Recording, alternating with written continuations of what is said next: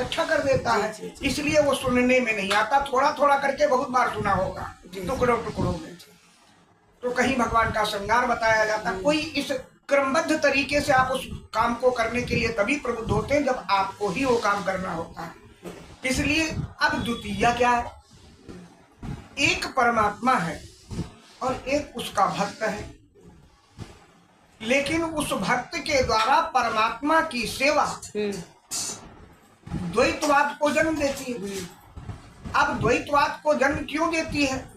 इसलिए कि किसी भी अतिथि के लिए जल लाना है तो परमात्मा से विलग होना पड़ेगा। बिल्कुल।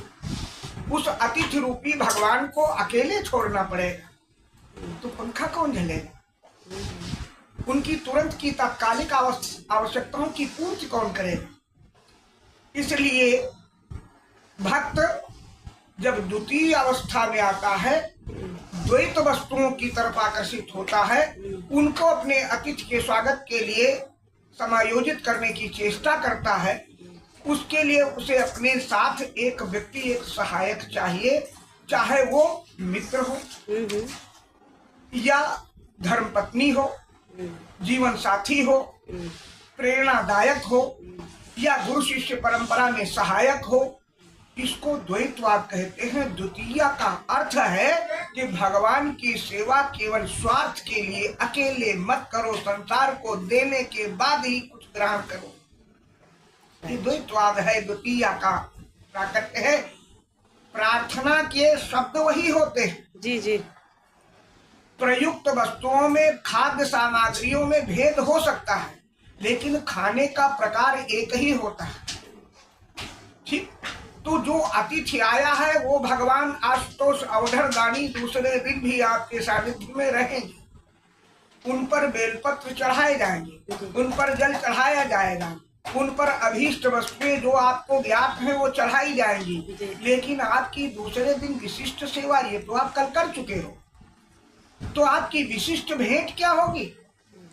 विशिष्ट भेंट कहते हैं ना, भावना के भगवान भूखे होते हैं। जी जी जी। तो भाव के भूखे होंगे, भाव कहाँ से लाओगे? आम तो एक ही भाव मिलेगा, कुछ ऊपर नीचे हो सकता है। कभी कभी तो लोग क्या करते हैं कि मिठाई दोगुनी ले आते हैं, आज भी चढ़ाई कल भी चढ़ाई। तो द्वितीय के दिन दूसरा भाव आपका ये होगा कि हम भगवान की अधिक सेवा कर पाए, इसलिए कुछ अन्य भक्तों को एकत्रित करें। बहुत अच्छी बात बताई आपने। इसी क्रमबद्ध में आप तृतीया का भी बताइए या नेगेटिव करिएगा। अब त्र शब्द जो है, त्र अक्षर जो है, ता में रा लगा के बनता। रमणम,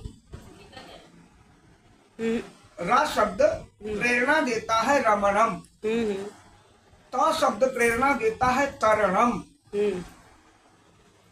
रमणम का मतलब है निरंतर सतत अपनी क्रियाओं को, अपने परिश्रम को करते रहना, कर्तव्य पथ पर डटे रहना, निरंतर उस पर जागरूक रहना, रमण कहलाता।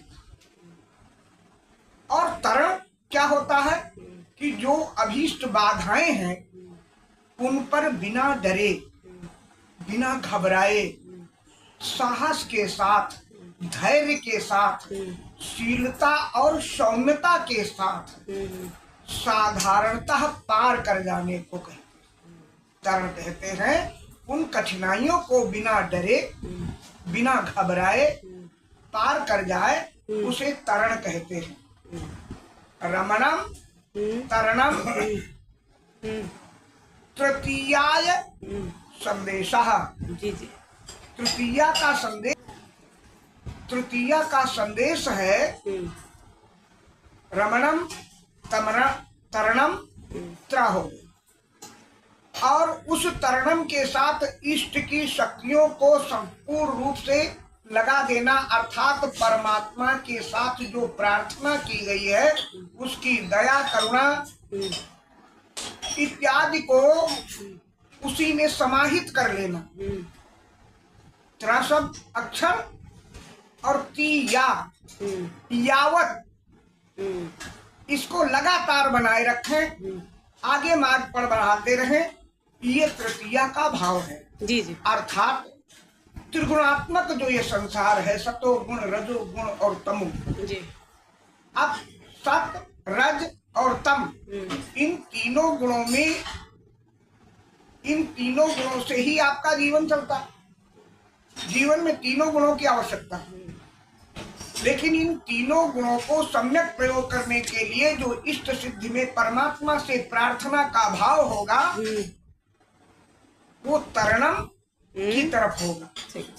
ये तृतीया का भाव है।